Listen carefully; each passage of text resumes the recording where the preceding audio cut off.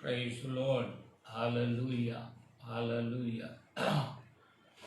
परमेश्वर पिता का धन्यवाद हो कि परमेश्वर के इस पवित्र दिन में एक बार फिर से हम उसके वचन को अध्ययन करने के लिए और उसके वचन को सुनने के लिए फिर से हम तैयार हैं।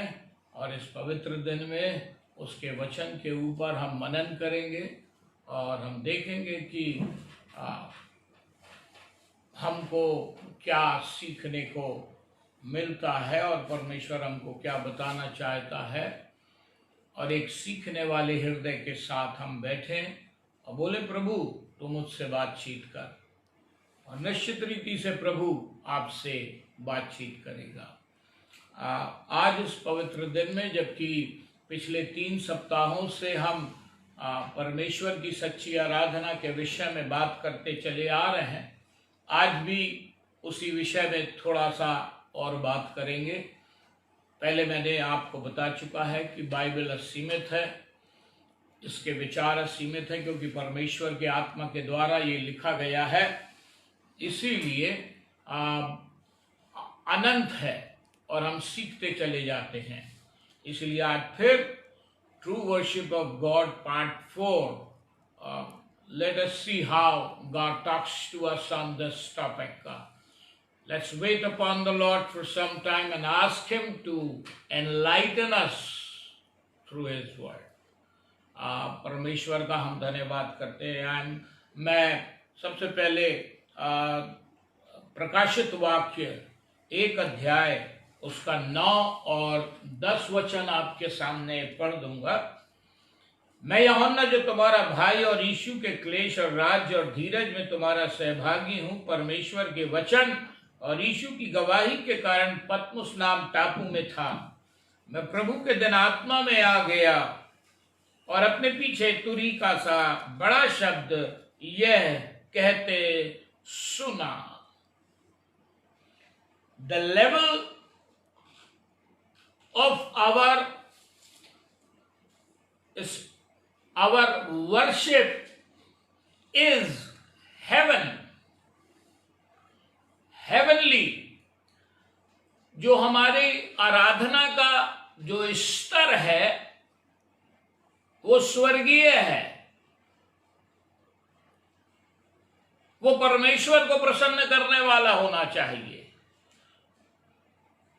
यूहन्ना कहता है कि मैं प्रभु के दिन आत्मा में आ गया। This is the ultimate aim. यदि हम परमेश्वर की आराधना शरीर में करते हैं, यदि हम परमेश्वर की आराधना दिमाग से करते हैं, यदि हम परमेश्वर की आराधना अपने आइडियाज से लगा के करते हैं, तो I don't think that we are really worship. मैं नहीं सोचता कि हम परमेश्वर की आराधना वाकई में आत्मा में कर रहे हैं। मैं कुछ चीजों को, कुछ लोगों को परमेश्वर के वचन में से अपन देखेंगे जिन्होंने परमेश्वर की आराधना की and they reach that point, और वो उस पॉइंट को पहुंचे जहां उन्हें पहुंचना था। जैसे कि यूहन्ना जब पतमुस नाम टापू में था, लिखता है, मैं प्रभु के दिन आत्मा में आ गया। और ये बात जरूरी है, और वही टेक्स्ट को मैं फिर से रिपीट करूंगा। हमारा फंडामेंटल बेसिक टेक्स्ट जो है यूहन्ना रचित सुसमाचार उसका 4 अध्याय उसका 23 और 24 वचन, जिसमें परमेश्वर प्रभु यीशु मसीह कहता, परमेश्वर आत्मा है और अवश्य है कि उसके भजन करने वाले आत्मा और सच्चाई से उसका भजन करें। This is fundamental, this is the basic text, और इसी को हम लेकर के चल रहे हैं और इसी में हम आगे बढ़ रहे हैं। परमेश्वर ये चाहता है, परमेश्वर हमसे ये उम्मीद करता है, परमेश्वर हमसे ये आशा रखता है कि जब हम आराधना करें तो हमारी आराधना में वो हमसे मुलाकात कर सके, हमसे बातचीत कर सके, अपनी कुछ योजना बता सके, अपनी कुछ इच्छा प्रकट कर सके, अपना कुछ व्यक्तिगत हमसे बात कर सके। ये जानना हमको बहुत जरूरी है। इसीलिए इसीलिए यूहन्ना अकेला था।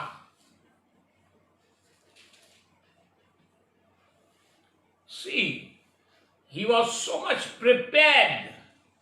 वो अपने आत्मा में, वो अपने दिमाग में, वो अपने शरीर में, यानी सांसारिक रीति से, फिजिकली भी, he was so much prepared for this heavenly vision. The ultimate intention to worship God is to hear from Him, is to take word from Him. हमारा जो परमेश्वर की आराधना करने का उद्देश्य होता है कि वो हमसे बातचीत करे, हम उसकी सुन सके, वो अपनी योजना को हमको बता सके, वो अपना दर्शन हमको दे सके। और प्रभु यीशु मसीह ने अपना प्रज्वलित दर्शन यूहन्ना को दिया, और वो देखता है और वो लिखता है, और उन दीवटों के बीच मनुष्य के पुत्र सदृश एक पुरुष को देखा, जो पांव तक का वस्त्र पहने और छाती पर सोने का पटका बांधे हुए था। उसके सिर और बाल श्वेत वर्ण पाले के समान उज्ज्वल थे, उसकी आंखें आग की ज्वाला के समान थी, उसके पांव उत्तम पीतल के समान थे, जो मानो भट्टी में तपाया गया हो, और उसका शब्द बहुत जल के शब्द के समान था। और आगे हम जानते हैं कि पूरा 22 अध्याय उसने लिखा। That is what, यही चीज हमारी जिंदगी में होना बहुत जरूरी है। और जब हम परमेश्वर की आराधना करते हैं, गॉड इज ऑलवेज रेडी।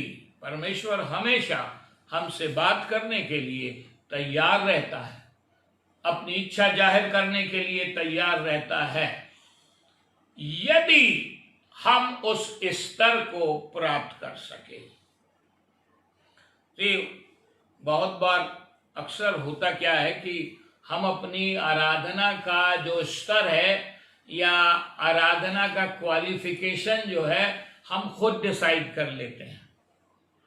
मैं किसी बात में किसी को आरोप नहीं लगाता, ना ही टिप्पणी कर रहा हूं, लेकिन हमने अपनी आराधना का एक सेटअप बना लिया है अपने दिमाग से। भाई हम 2 गाने गाएंगे, एक गाना चंदे का गाएंगे, 3 गाने गाएंगे, एक करेंगे प्रभु की प्रार्थना बोलेंगे, 10 मिनट का हमारा सरमन रहेगा, 15 मिनट का, लोग ज्यादा रुकते नहीं है, एंड देन वी मूव, और तब हम आगे निकल जाते हैं।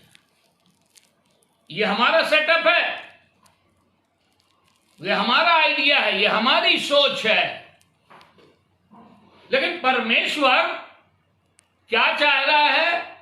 परमेश्वर ये चाह रहा है, यूहन्ना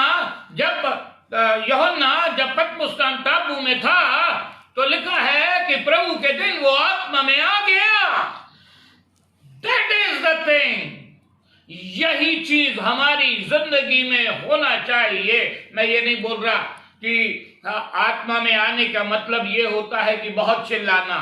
मैं ये भी नहीं कह रहा कि आत्मा में आने का मतलब ये होता है कि किसी तरह का और भी कोई चीजें करना।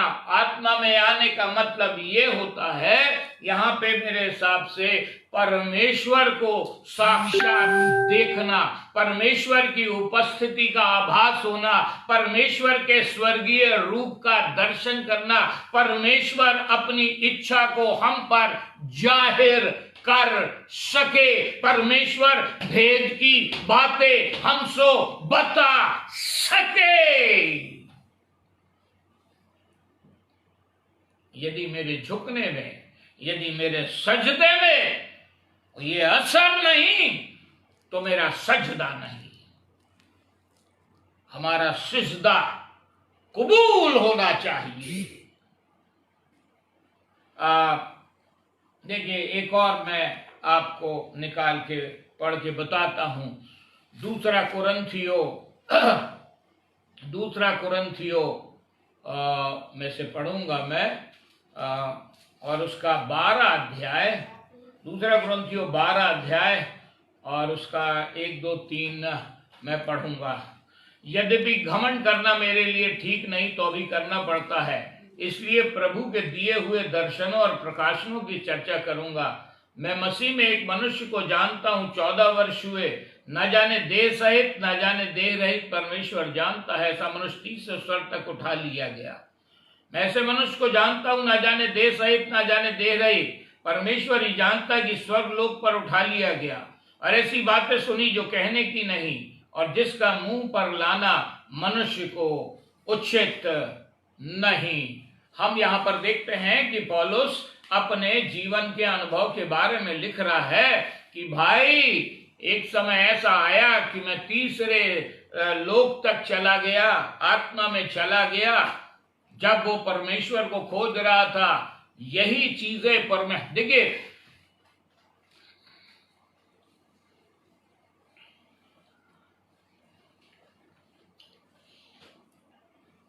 the standard of worship that we all have set is not biblical. It doesn't reach there where it should reach. जो परमेश्वर की आराधना का स्टैंडर्ड, जो स्तर हमने अपने आप सेट किया है, दैट इज व्हाई आज हमको भूख लगती है, बोलते नहीं प्रभु जी समथिंग और, मैं कुछ और सुनना चाहता हूं, मैं कुछ और तेरी आराधना करना चाहता हूं, प्रभु जी मैं कुछ और प्रार्थना करना चाहता हूं, मैं कुछ और समय तेरे सन्मुख रहना चाहता हूं, प्रभु जी मैं और तेरे वचन को पढ़ना चाहता हूं, प्रभु जी आज तक मैं तुझे जो जान पाया हूं उससे अधिक जानना चाहता हूं, क्योंकि मुझे मालूम है कि जो मैं कर रहा हूं वो तुझ तक नहीं पहुंच रही। We need to be honest. हमको अपने आप से ईमानदार रहना है और ये मालूम करना है, यदि संतुष्ट है आई वोंट से एनीथिंग। यदि आज अपने आप अपने आराधना करने के तरीके से संतुष्ट है, मैं बिल्कुल भी कुछ नहीं कहूंगा और बिल्कुल भी कुछ नहीं बोलूंगा। आपको जैसा लगता है बिल्कुल continue with that. But if you are somewhere dissatisfied, यदि कहीं पर किसी रीति से आप असंतुष्ट हैं और हम वो स्तर को नहीं प्राप्त कर पा रहे, जैसा कि यूहन्ना ने देखा, जैसे कि पौलुस बोलता है कि मैं तीसरे स्वर्ग तक उठा लिया गया और ऐसी बातें सुनी जो कहने की नहीं और जिनका मुंह पर लाना मनुष्य को उचित नहीं। Whenever they prayed, whenever they worshiped the Lord, they reached heaven and the heavens came down.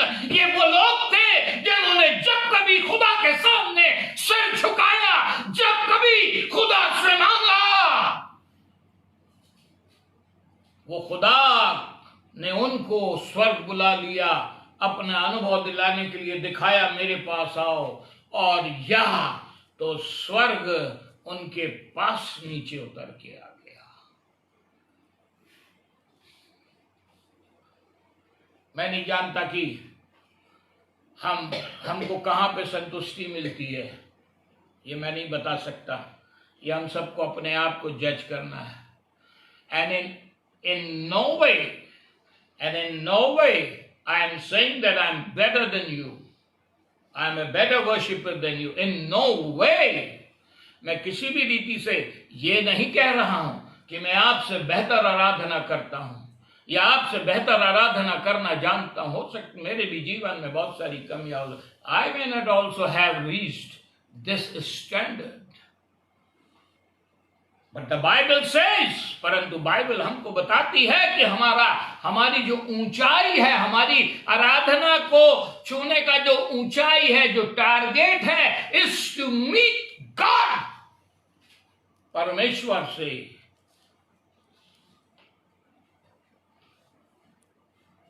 चीजों को, गहरी बातों को प्राप्त करना। ये सब चीजें हमको मालूम करना बहुत जरूरी है। आइए एक और मैं आपको निकाल के बताता हूं। पहला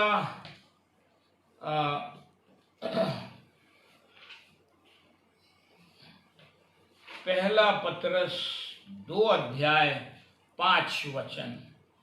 पहला पतरस 2 अध्याय 5 वचन मैं पढ़ूंगा।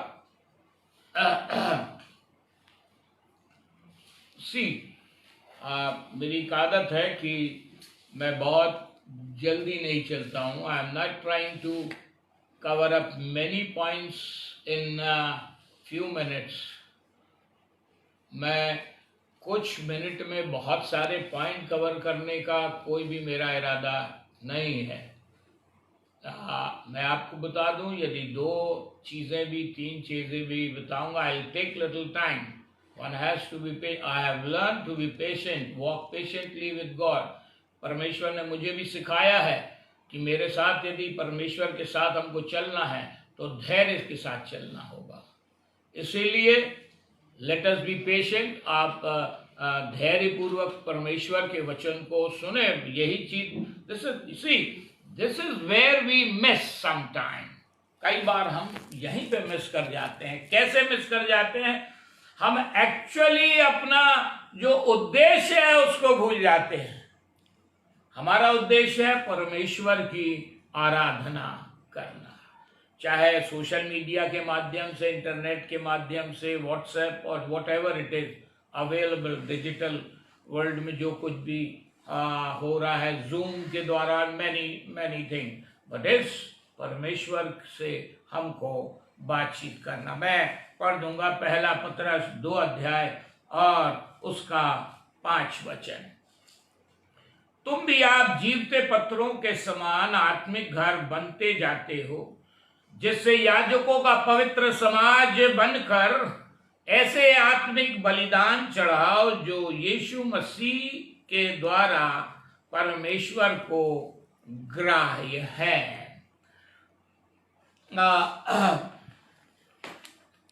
In English also I will read it.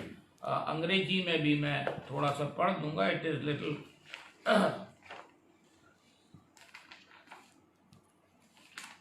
Yes, it says पहला पत्र 2 उसका 5 वचन।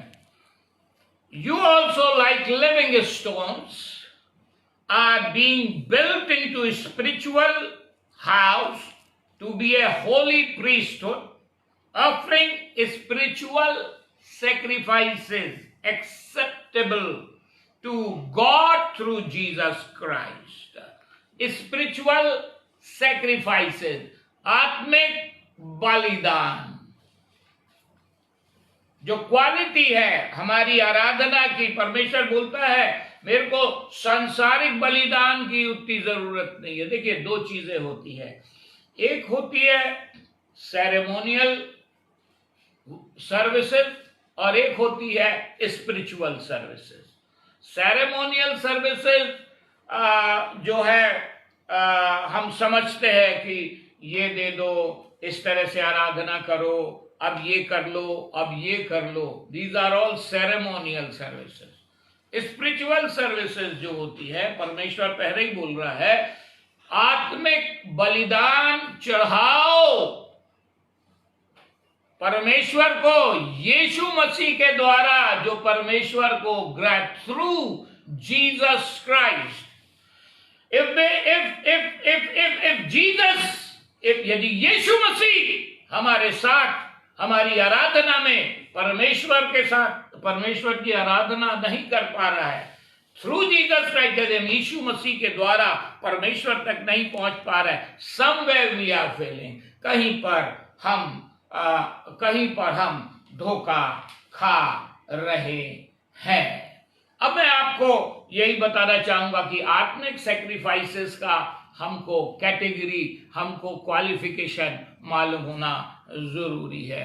लेकिन आज जो चीज जिस चीज के ऊपर हम डिस्कस कर रहे हैं, हमने यूहन्ना जो प्रकाशित वाक्य है उससे शुरू किया है ना। फिर मैंने कुरिन्थियों में से आपको पौलुस के विषय में बताया। अब तीसरा फिर उसके बाद मैंने पहला पत्रस और 2 अध्याय उसकी 5 पद पढ़ के बताया। अब जो पद आपके सामने मैं पढ़ूंगा वो पाई जाती है इब्रानियों की पुस्तक और उसका 12 अध्याय। इब्रानियों की पुस्तक उसका 12 अध्याय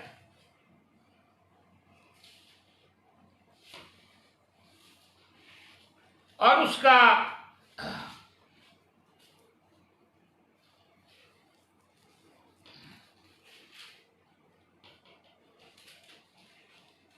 22 वचन से मैं आपके सामने पढ़ूंगा। पर तुम सिय्योन के पहाड़ के पास और जीवते परमेश्वर के नगर यरूशलेम के पास और लाखों स्वर्गदूतों और पहिलौठों की साधारण सभा और कलीसिया जिनके नाम स्वर्ग में लिखे हुए हैं, सबके न्यायी परमेश्वर के पास और सिद्ध किए हुए धर्मियों की आत्माओं और नई वाचा के मध्यस्थ यीशु और छिड़काव के उस लहू के पास आए हो जो हाबिल के लहू से बातें करता है। जब हम परमेश्वर की आराधना करने के लिए आते हैं, जब हम परमेश्वर के प्रभु यीशु मसीह के नाम से जमा होते हैं, तो हमको ये याद रखना चाहिए कि वो सिय्योन का पर्वत जहां पर सीनै पर्वत परमेश्वर ने इस्राएलियों से बातचीत किया, उसी पर्वत के पास जैसा प्रभु परमेश्वर ने उनको दर्शन दिया था, बादल थे, बिजलियां थी, कड़कड़ाहट थी, पूरा पहाड़ जो था वो उससे धड़ाक से धधक रहा था। और वचन उनको बताता है यदि जानवर भी उसको छू जाए तो पथरवाह करके मारा जाए। तुम उस सिय्योन पहाड़ के पास और जीवते परमेश्वर के नगर स्वर्गीय यरूशलेम के पास, यदि आप प्रकाशित वाक्य की पुस्तक को पढ़ेंगे तो लिखा है, मैंने फिर नए यरूशलेम को स्वर्ग पे से उतरते देखा जो ऐसा था जो दुल्हन के समान श्रृंगार किए हुए था। और उसी में आगे पढ़ेंगे आप प्रकाशित वाक्य में तो लिखा है कि उसकी नेव ऐसी थी, उसके दीवार ऐसे थे,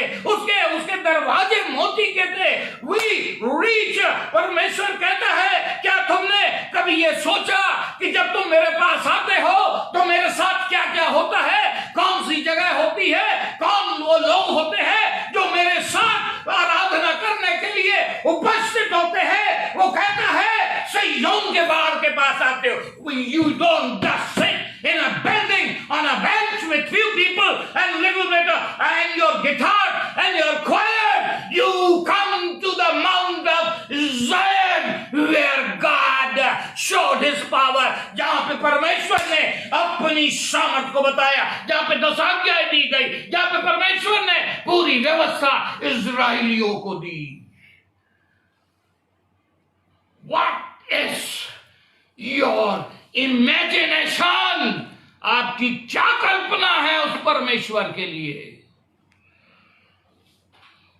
मैं और आप जब भी चर्च बिल्डिंग्स में बैठते हैं तो चर्च बिल्डिंग्स मैं विरोध में नहीं हूं। अक्सर हम चीजों को, जैसे कि यीशु मसीह के चेले यरूशलेम को जब मंदिर को देखता था और इमारतों को देखकर बोले कितनी सुंदर मंदिर है। यीशु मसीह ने बोला था पत्थर पे पत्थर भी ना बचेगा जो ढाया ना जाएगा। और एक बार चेलों ने जब सबत के दिन वो बाले तोड़ करके खा रहे थे तो बोले तेरे चेले, तो यीशु मसीह ने बोला था क्या पुराने व्यवस्था में याजक भी तो सबत का नियम तोड़ने पर रोटी खा सकता था? बाद में बोलता है यहाँ वो है जो मंदिर से भी बड़ा है। We worship a God who is greater than your temple. हम उस परमेश्वर की आराधना करते हैं जो हमारी इमारतों से कहीं बहुत बड़ा है। वो कहता है, यशाया में कहता है, स्वर्ग मेरा सिंहासन और पृथ्वी मेरे चरणों की चौकी है। एक जो सुंदर बात जो मैं और आप दिस इज एक सुंदर बात हम सुनेंगे यहाँ पर। जैसे मैंने बताया इब्रानियों 12 22, 23, 24 पूरा है, उसके बाद भी मैं बताऊंगा। पर तुम सिय्योन के पहाड़ के पास और जीवते परमेश्वर के नगर स्वर्गीय यरूशलेम के पास और लाखों स्वर्गदूत। See, this is the power of worship, density of worship. This is the standard of worship. परमेश्वर बोल रहा है ऑनर। देखिए मैं आपको बता रहा हूं, हेवेंस के स्वर्ग की ये महान हस्तियां, जिसको हम बोल सकते हैं अंग्रेजी में डिग्निटरीज हैं, ये स्वर्ग की महान हस्तियां हैं। और कौन कौन है? लाखों स्वर्गदूत है, पहलोटों की साधारण सभा, कलीसिया जिनके नाम स्वर्ग में लिखे हैं, सिद्ध किए हुए न्यायी परमेश्वर, सिद्ध किए हुए धर्मियों की आत्माएं, और नई वाचा के मध्यस्थ यीशु, और छिड़काव के उस लहू के पास आए हो जो हाबिल के लहू से बातें, उत्तम बातें कहता है। Can you imagine when you worship God? क्या आप सोच सकते हैं कि जब परमेश्वर की मैं और आप आराधना करते हैं तो ये सब लोग, ये सब परमेश्वर के बड़े बड़ी हस्तियां, परमेश्वर के बड़े बड़े लोग, ये स्वर्गदूत आपके साथ होते हैं। और आप सोच लीजिए, जब इनकी उपस्थिति हमारे बीच में होती है तो हमको किस तरह का व्यवहार,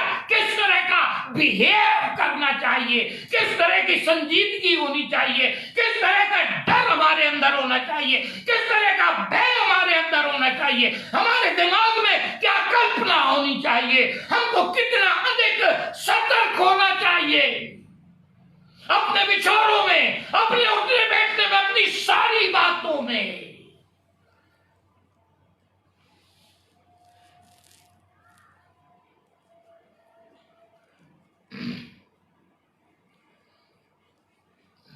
एक चीज हम भूल जाते हैं कि जब हम परमेश्वर की आराधना करते हैं और जब आत्मा में होते हैं और वाकई में परमेश्वर की आराधना में मगन होते हैं, तो ये लाखों लाख स्वर्ग के दूत हमारे साथ आराधना करते हैं। आपको मैं बताना चाहता हूं, जब हम परमेश्वर की आराधना करते हैं तो ये सारे लोग हमको ज्वाइन कर लेते, ये सारे लोग हमसे हमारे साथ सम्मिलित हो जाते हैं या हम इनके साथ सम्मिलित हो जाते हैं। अब एक बात मैं आपको बताना चाहिए, जब भी एक बहुत अच्छी सी चीज, जब भी हम आराधना करते हैं और आत्मा में यदि हम आराधना करते हैं तो स्वर्ग और पृथ्वी दोनों एक हो जाते हैं। वहां स्वर्ग नीचे आ जाता और परमेश्वर हमको उठा करके उन लोगों से मिला देता है। और आज चूंकि हम अपने अपने इमारतों में, गिरजाघरों में नहीं जा पा रहे हैं तो हम उदास बैठे हैं, लेकिन ये नहीं जानते कि परमेश्वर इस पूरे लोगों के साथ आपके परिवार में आना चाहता है। हालेलुया! जब मैं अपने घर में आराधना करूंगा, आत्मक में प्रार्थना करूंगा, प्रभु की स्तुति करूंगा, सिय्योन पहाड़ मेरे घर में होगा जिस पे परमेश्वर ने अपना दर्शन दिया था। जब मैं आराधना करूंगा अपने घर में तो मेरे घर में स्वर्गीय यरूशलेम होगा। जब मैं आराधना करूंगा अपने घर में तो लाखों लाख स्वर्गदूत मेरे घर में होंगे। जब मैं प्रार्थना करूंगा तो सपहलोटों की साधारण सभा के साथ मैं आराधना करूंगा और सिद्ध किए हुए धर्मियों की आत्माओं के साथ मैं प्रार्थना करूंगा, आराधना करूंगा। अपने घर में जगह की मुझे कोई परवाह नहीं है,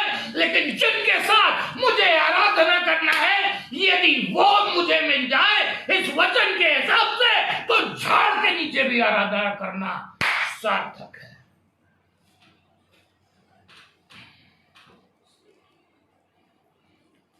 मुझे वो बड़े राजमहल जिनसे कोई उत्तर नहीं मिलते, जिनसे समस्याओं का समाधान नहीं होता, जो कि अनंतकालीन नहीं है, जो कि मिट्टी के बने हैं, उनसे मुझे कुछ मतलब नहीं।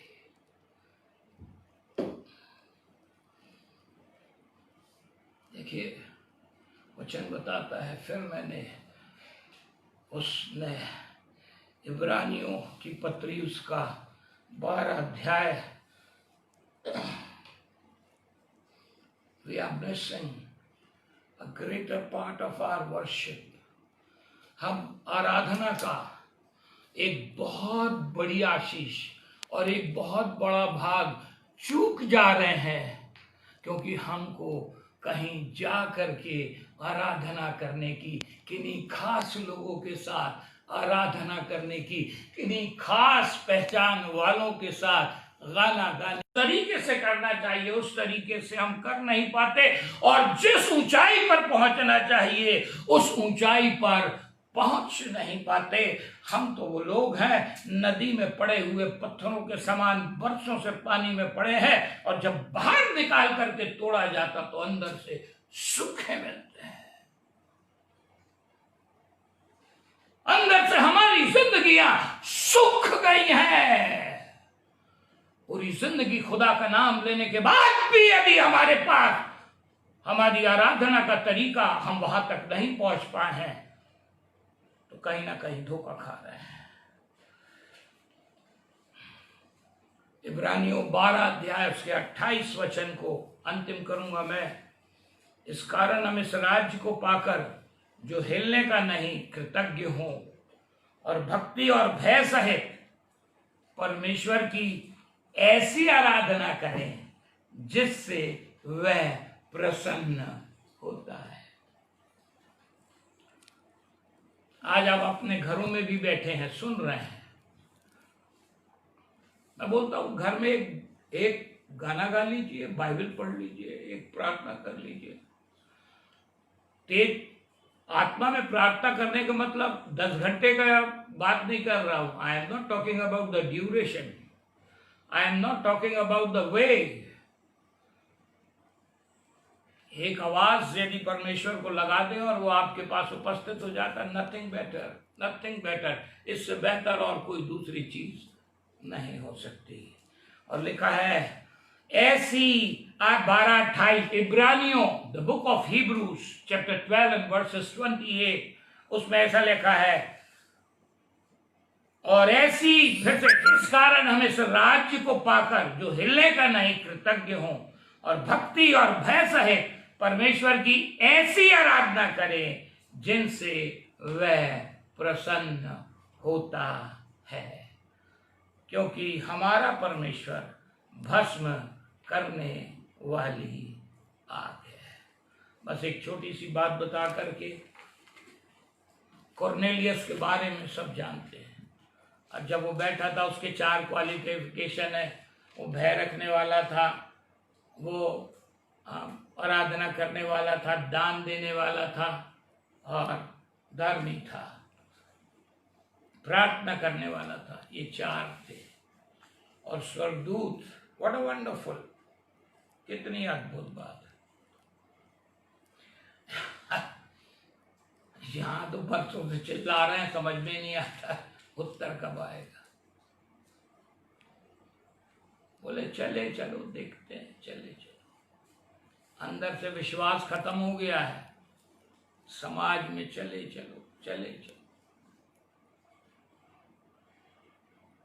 अकेला था ये वॉज ए प्रोसलाइट, जूइश प्रोसलाइट था, मतलब वो अन्य जाति से यहूदी बना था, और यहूदी रीति रिवाजों के हिसाब से प्रार्थना करता था। और परमेश्वर ने दोपहरी में एक स्वर्गदूत को भेजा, जा उससे बोल, हे कर्नेलियस, तेरी प्रार्थनाएं और तेरे दान स्मरण के लिए मेरे सन्मुख पहुंचे हैं। आज हम सबको, मैं अपने आप से भी बोल रहा हूँ, हम सबको ये पूछना है, प्रभु जी मेरी प्रार्थनाएं और मेरे दान तुझ तक पहुँचे हैं या नहीं। मैं अपनी आराधना से प्रभु जी तुझे प्रसन्न करने पाया हूँ या नहीं। प्रभु जी क्या मेरी भेंटें जो मैंने चढ़ाई हैं तुझे ग्रहण हुई हैं। प्रभु जी जो मैंने प्रार्थनाएं की है क्या तूने उनको सुना है। Ask yourself. क्योंकि मैं आपको एक चीज बताना चाहता हूं, जैसा कि इब्रानियों में पढ़ा, पर तुम एक अब सिय्योन के पहाड़ के पास, अनगिनत स्वर्गदूतों के पास, सिद्ध किए हुए धर्मियों की आत्माएं और लाखों लाख स्वर्गदूत और सच्चा न्यायी परमेश्वर और यीशु और उस छिड़काव के लहू के पास आए हो जो हाबिल के लहू से उत्तम बातें कहता है।